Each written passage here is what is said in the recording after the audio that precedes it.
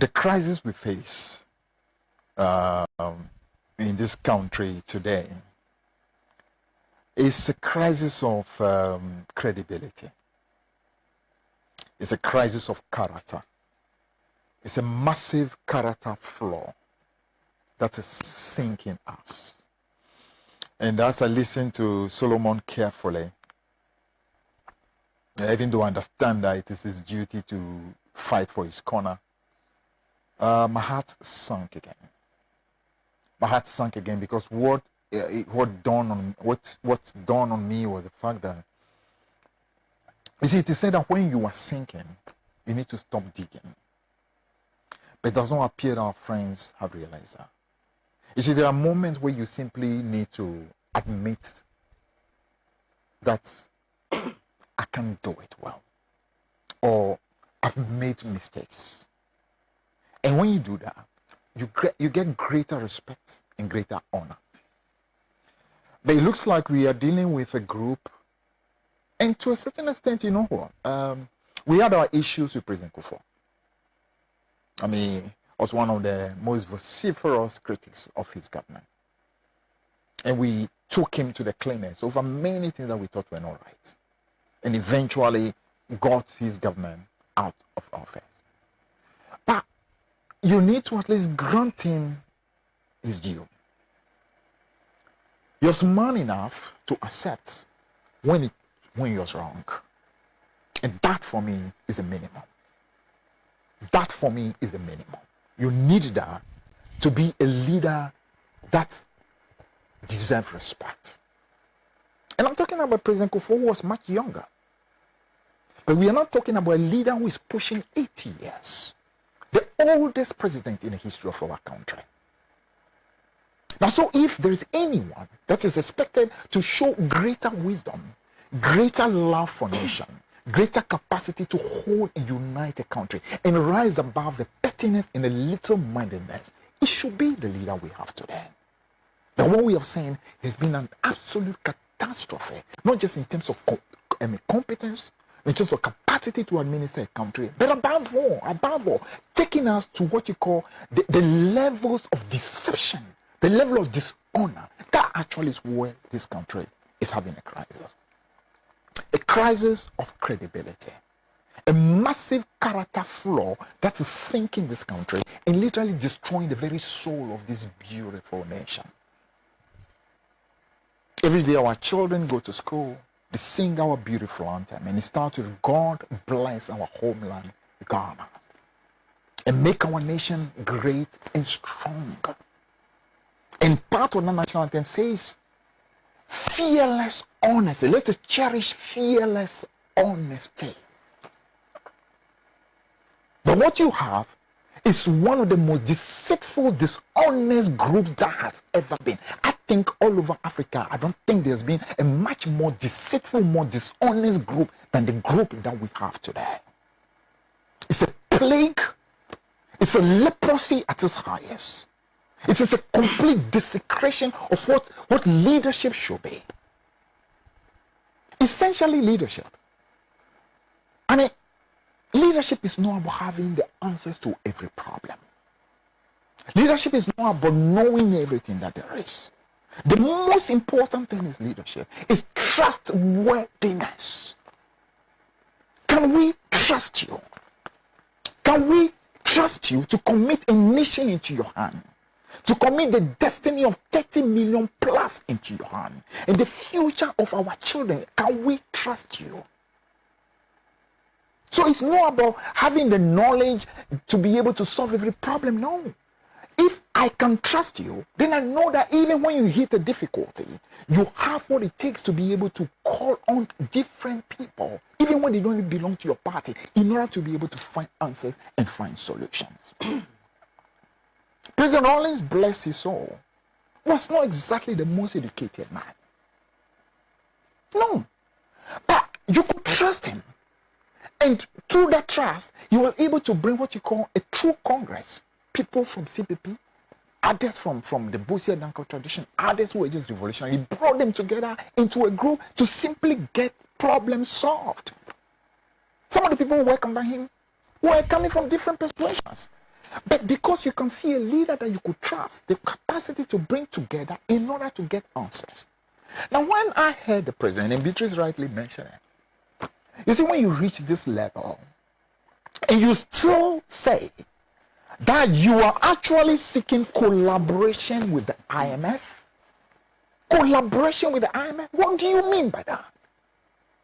What do you mean by that? Collaboration with the IMF? It's almost as if there's some kind of like people with equal ideas who are coming to sit at the table. No, you're not seeking no collaboration. You are a beggar without a choice. Go on your knees. Because you have no option. You have run this country under. And you are at your wit's end. The foreign investors have totally vacated. Flight of capital. Because of how you have recklessly managed the economy. So this collaboration talk is just deception again. You are a beggar who has simply got no choice. No choice. And the problem, listen, the COVID and the Russia-Ukraine thing, for me, again, is an insult to the intelligence of Ghana. And that must stop. That's why I'm saying you that it's a crisis of credibility. It's a character flaw. It's something that is eating the very soul of this country, and that must stop.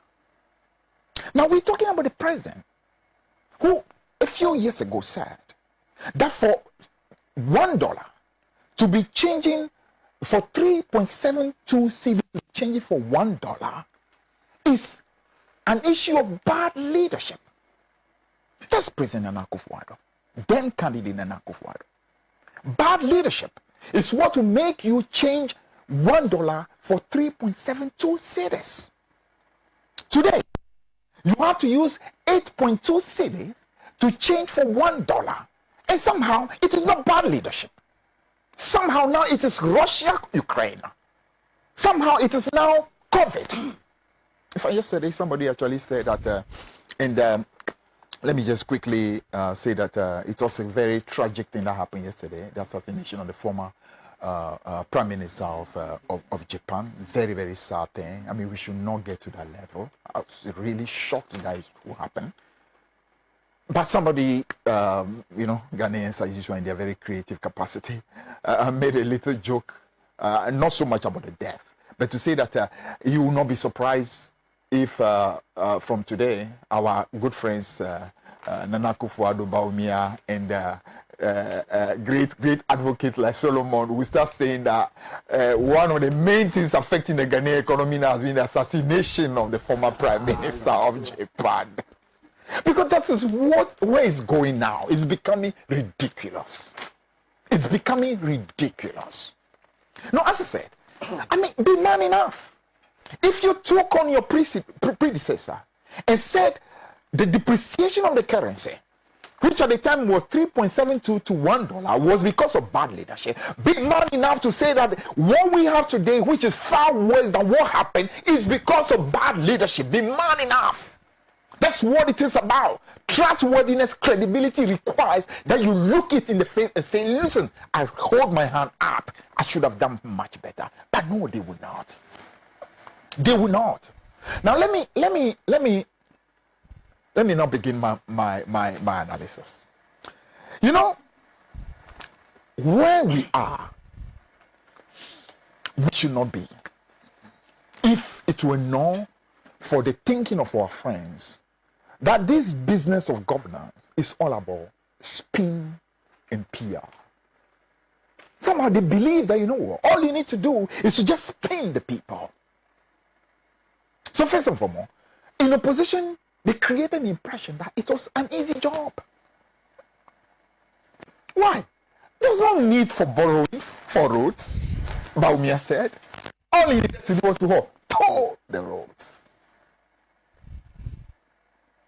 I mean, taxation is a lazy man's approach to governance. So, what was the point of coming to tax anything? Because, like you said, I mean, you are taxing First and foremost, there's no growth. And if there's no growth, the taxation is going to be too little. Then you go back to go and tax, and then that will affect the growth. Then it becomes to a downward cyclical spiral. That's what he said. Then on the back of all that, you made assurances about the fact that, listen, when you come, you're moving the economy from what? Taxation to production. You said stuff to the point of what? I mean, we are sitting on money. So there's really no struggle because we already have the money. And now you come into office. And then when you came, the first thing you do was to try to deceive the people, the typical PR. Oh, removing this tax, or removing this tax, reducing this tax, because they thought it's just a PR gimmick. Let's deceive them. So they deceive our poor folks and our brothers at what's the name? The spare part dealers. How do you call them? Abusokan. We're celebrating. Yeah, the saviors have arrived.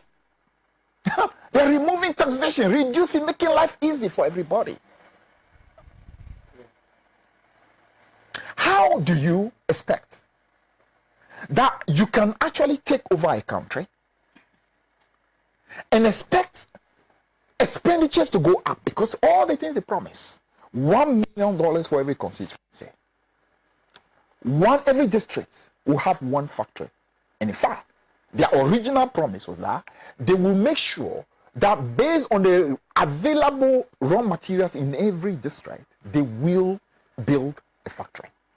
That is actually the original thing.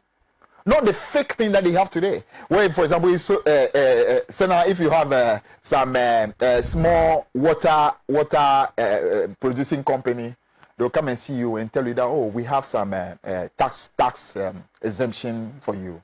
The tax exemption could be maybe some 10,000. Once you agree, they'll come and put their placard, one district, one factory on it. And glorifying what you call business support.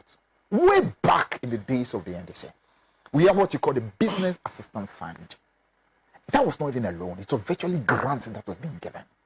AGI, another umbrella body as part of what you call the business, received those support. That's natural. That is done.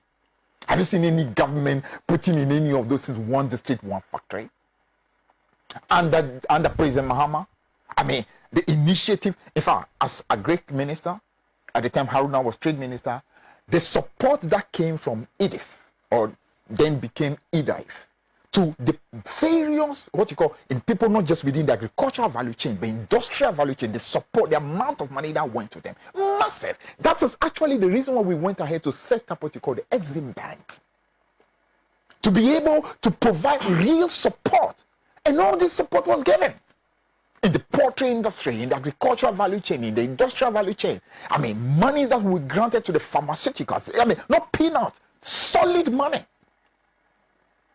Did you see us trumpeting 1D, 1F? Because that is who they are. Empty barrels. Empty barrels. When they do one, they will shout 1 million. When they do two, they will shout 2 billion. Because they believe that once you can continue using your trumpet and deceiving the people, some way, somehow you continue getting power. But see, like they say, every day for thief man, one day for master. And the time has come for IMF to show you that all your lies have been exposed. You are on your knees. You are on your knees. And have some humility. And accept that you have run the country aground. You are totally out of sort. You are out of your wit. You have no solution. Accept that you use the 2020 election right as an excuse to totally destroy the economy. 15.7 fiscal deficit. And you want to say that it's COVID? Did you see 15.7 deficit in Cote d'Ivoire? Did you see it in Togo? Did you see that in Guinea? Did you see it in Rwanda? Which African country had 15.7% deficit? And how do you have 15.7 deficit? For the country that within a short space of what? 5.5 years, you have had access to over 500 billion cedis. It's something when you mention the people don't get. 500 billion cedis. You know what that is? 500 billion cedis. Let me give you, so that you can just understand. I mean, if you put it in perspective, people out there would appreciate it better. From Kwame Nkrumah all the way to the year 2000, Jerry Rawlings, the total debt stock of Ghana stood at 4.1 billion. The total debt stock from Kwame Nkrumah all the way to Jerry Rawlings, the total debt stock 4.1 billion. And you, in just COVID, and COVID was what 20 about. I mean, let's say the real thing when they started getting the money. Let's say from August 2020 to December 2020. Even though COVID started earlier, the real, implementation, money is spent started in the latter part of the year. Just within that space, you got access to close to 30 billion. I mean, imagine that. Bank of Ghana, they had an approval for 10 billion. They ended up getting 20 billion. Stabilization Fund, they got $1.2 billion. They got $1 billion from the IMF, which is not to be paid until 2025. They got 1.3 billion cedis from the World Bank. They got monies from the EU.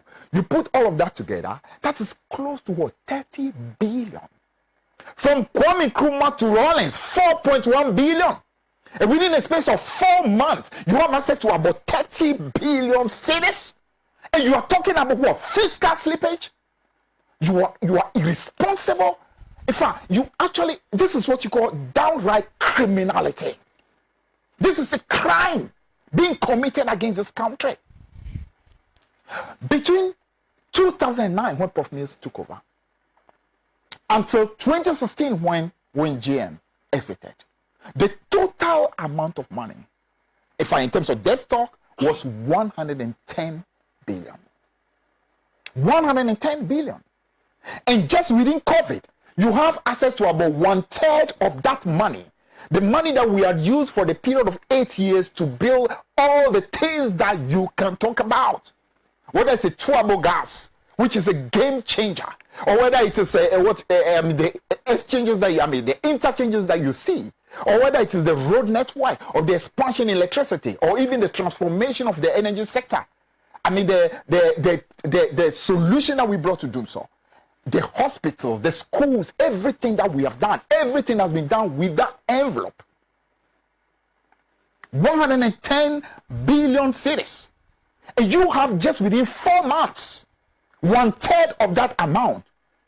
And you still say what? We are having difficulties? What difficulties? You see,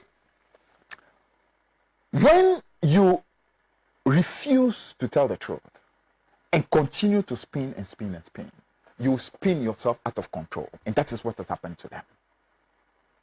Now, Solomon here mentioned a few things. Let me just try to see whether I could recall a few of them. It says NDC was what? Mismanaging the economy? Understand him. If this had come from maybe his finance minister or his deputy finance minister, I would be harsher. But because it's coming from him who has not been in that situation, I have understanding. So I'll be a little gentle on you. But let me just clarify it. For the public and also for you, so you don't repeat this again.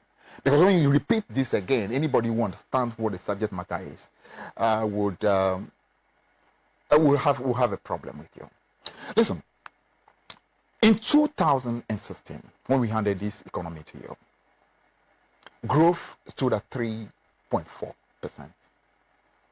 You see, what our friends don't understand is that in economic issues, you don't look at one metric and make your judgment. In 2008, when they handed over, they gave us a growth of 9.2%, which, from all appearances, will appear to be very good. And as it is, it was good. But with that 9.2% growth that they handed over in the year 2008, guess what we had? That growth was at the cost of 18% inflation. And 18% inflation, that's what happened in 2008. And that's not all. The cedi depreciated by 20.2% in 2008. In fact, the only reason why it stopped at 20.2% is because they were so much in trouble, they had to sell Ghana Telecom in order to be able to hold the depreciation of the cedi to 20.2%. That's not wrong. They handed to us at the time when we took over in January, on January 7, 2000, when we presented the first budget, and then the second budget in November 2009. The deficit that we had was 15% cash basis, 22% on commitment basis, which was the highest in the history of our country up to that 2009 period, the highest. So when you're hearing about 15.7 deficit today, it's not. It's just history repeating itself. The same bunch of loud noise makers, but when they have an opportunity, cause trouble to our economy, is them who have repeated it again. And that's not wrong. That's not just a deficit. In terms of our reserves, they plummeted our reserves at the end of 2008 to the extent that we could only have what you call 1.8 months of import cover when we took over. That's not wrong. Portfolio investors absolutely had no confidence in the economy, and there was massive flight as a result of the recklessness that they left behind. And that's not wrong. They left what you call twin deficits, not just fiscal deficit, but also balance of payment deficit. That's not wrong. They left massive arrears, tall debts. Tor was on his knees, and with Tor was threatening to affect Ghana Commercial Bank. So both, and those are two important national assets. Ghana Commercial Bank was being threatened. I happened to have been on the board of Ghana Commercial Bank later in 2009, so I know exactly what I'm talking about. And we had to literally look for money, about 1.5 billion, to simply rescue both Ghana Commercial Bank and Tor. They left that behind. They left a gang of 4 roads with not one penny. And we had to come look for money to get all that. The arrears alone they left behind stood at about 4 billion cedis at the close of 2008. Non-performing loans in the banking sector went to as high as 20%. I hear them today talking about you left behind challenge banking sector. Oh, really? Really? 20% non-performing loans. That's what you left in the banking sector. I mean, so you can understand exactly what kind of problem they left. What did you meet with the 3.4%? With the 3.5%, first of all, you say, well, we did not have you have a trade surplus and we had trade deficit. Yeah. You don't know what you're talking about. What? We handed you in 2016 a balance of payment surplus. Nope. Oh, you don't have a clue what you're talking about. Just chill. Just chill. I know what I'm talking about. What are you talking about? The figures are here. What figure? What was the trade surplus did you leave us? Just. Okay, you are coming and deal with the issues. Just hold. We handed over to you a balance of payment surplus. Of how much? That is historical. This is something that absolutely there's no debate about it. The finance minister, when he presented the first budget in 2017, himself in parliament, I was a member of the finance committee, admitted it, a balance of payment surplus was handed to you. A gross international reserve of $6.2 billion was handed over to you. We handed over to you cocoa production that at the time stood at 940,000 metric tons. That's almost 1 million metric tons handed over to you. We handed over to you, as Beatrice rightly mentioned, BAFES, a sinking fund, infrastructure investment fund. We handed over to you ESLA. On a yearly basis was giving you 3 billion cedis. We had solved the problem of doomsday, so you actually came on a platform where you can now grow without a problem. We solved it. And doomsday was not the cost of the NDC, by the way. If you do not understand, let me explain that to you. What happened is this: as you move into the oil economy, demand for power on an annual basis started going very rapidly. That's what happened all over the world. Because as you go into oil, a lot of businesses are coming to your country, so there's a need for more power. So you needed to increase that production on a minimum 10% basis. And of course, we did not have a lot of investment prior. So we needed to do a rapid acceleration of what you call the energy production in our country in order to keep pace. That was what caused the difficulty. And what did we do? We did not go into all this blame game. We did not blame Ukraine. We didn't blame COVID. We didn't blame nobody. We didn't even blame previous government. JM, like the man that he is, humble, quiet, competent, took his time, and we solved the problem. The deceitful people that they are, they even today want to take credit for the solution of Dumsor. Meanwhile, then vice candidate Baumia was in the studio of Joy FM in August of 2016 and admitted, just like he did it in a way that, oh, after all, even if JM has solved the Dumsor, it doesn't even matter. After all, they caused the problem. They said, why should I come and be praising him? Meaning he acknowledged by August of 2016 that Dumsor had already been solved. And so when you come here and start saying things that I'm like, and let me talk a little about the growth issues you're talking about. Listen, when you take over a country, just like any individual, there are sometimes moments where you go through difficulties, and every economy does that. The economy of US goes through difficulty.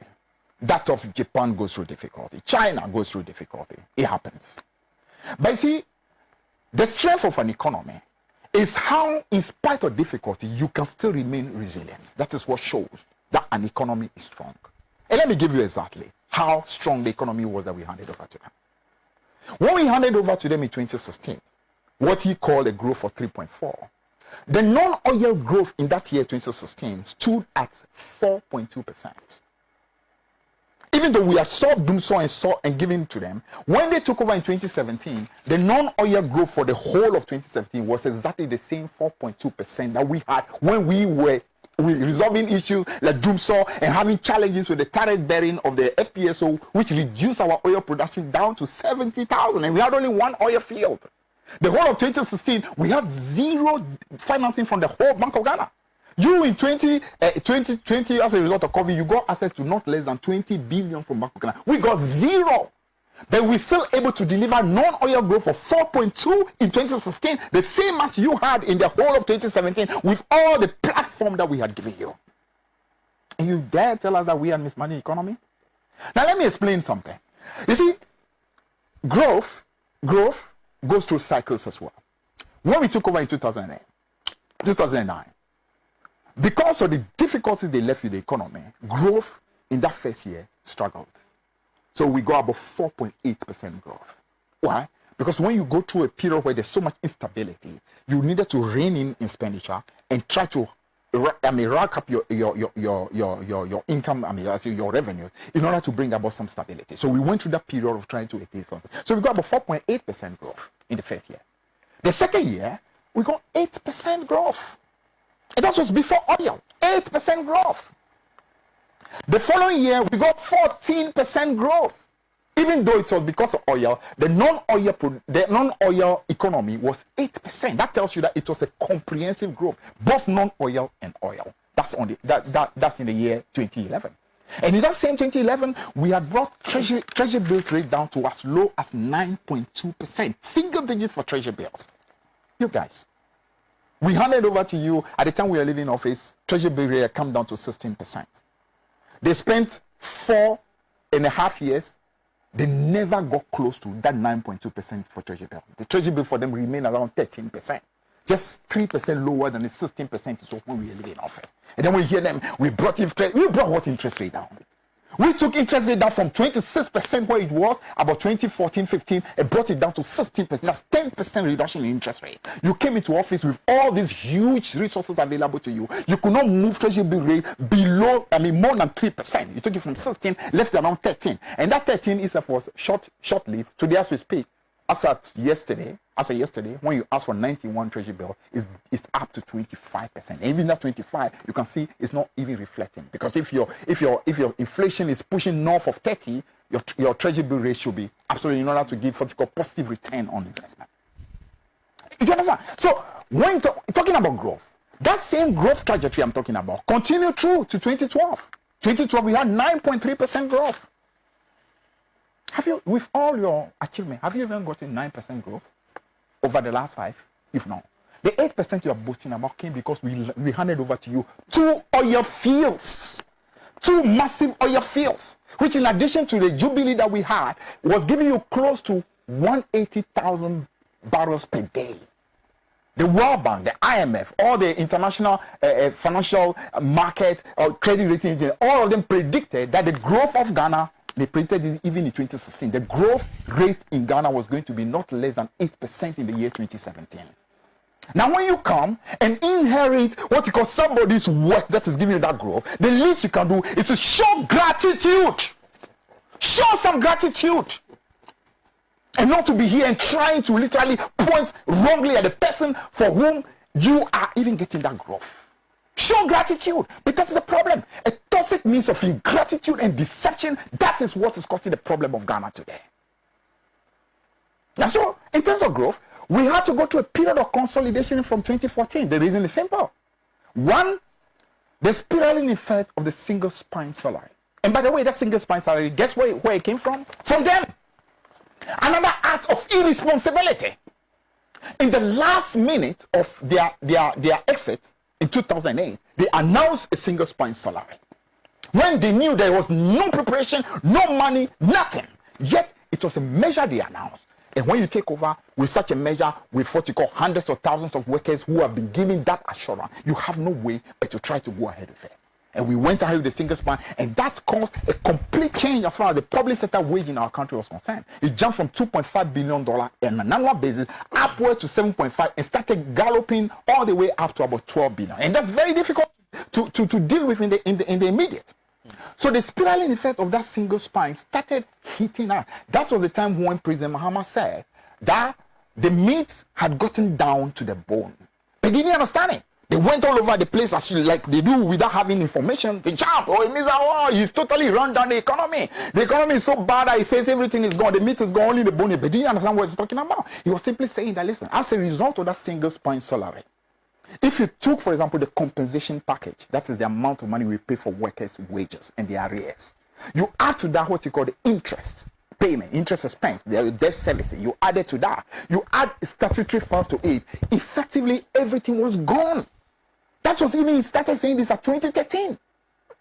Indirectly telling the country that there was a need for us to understand that things are tough as far as what you call the fiscal issues are concerned. So we needed to, as it were, slow down on the demand and expectations while we try to increase and grow the economy. At that same time, doomsday was having effect. So naturally growth, so those two factors were already impacting growth. By 2014, another third dimension came to it. That had to do with what you call external issues. For the first time since 2009, we saw the price of crude oil dropping below $40. From 2009, it's never happened. And this was an economy that was now depending on oil. We had what we call our annual budget funding amount that depended on oil. That's how we were getting the stabilization fund. That's where we were getting the heritage fund. That's where we were financing a lot of the budget. And when you have such a hit, it takes down your what you call benchmark revenue. And that affects all your planning. So with that, you clearly had challenges with growth. But that's what happens when you're a strong person. You can sometimes forsake. And when you forsake, you have to take medication in order to get back to who you are. But because essentially you are resilient and strong, you get back. And that's what happened to the economy. So we went through that, what you call that teething period. And by the way, in that 2015 period, when these shocks happened, Nigeria went into recession. South Africa went into recession. Today, when you are going to this guy, going to IMF, who else is going to IMF is you? You alone. You alone. Is Africa going to IMF? Is Guinea going to IMF? Is Rwanda going? Is Nigeria going? Is Togo going? Is Benin going? Is Gambia going? Sierra Leone, are they going? No, you alone. I'm talking about 2014-15. Nigeria went into recession. South Africa went into recession. So that tells you the nature of the difficulty that we had around that time. So if there was any group that should be talking about external shock that sent you to IMF, that was us. That was us. And the same thing happened in the time of Rollins. When between the period of the middle part of 1999 all the way to the year 2000, we had three major shocks happening to the economy at the time. Oil price went all the way up to 153%. That's a change that happened to oil price. Gold, the price of gold dipped by about 170%. Cocoa, which was our major revenue at the time, dipped by 120%. Three major shocks at the same time to the economy. Meanwhile, at that time, we were having to service a minimum of $300 million every year. Now, when you have a situation where all your monies that come to you are virtually gone, and then the major thing that you were bringing to the country, crude oil, had gone so high, and you still needed to have $300 million to pay for your what you call interest, then it puts you in trouble. So that actually was the issue that had to do with what you call external shock. But what have they said? For all this period, they say, no. These were bad managers. These guys plunged the economy into tatters.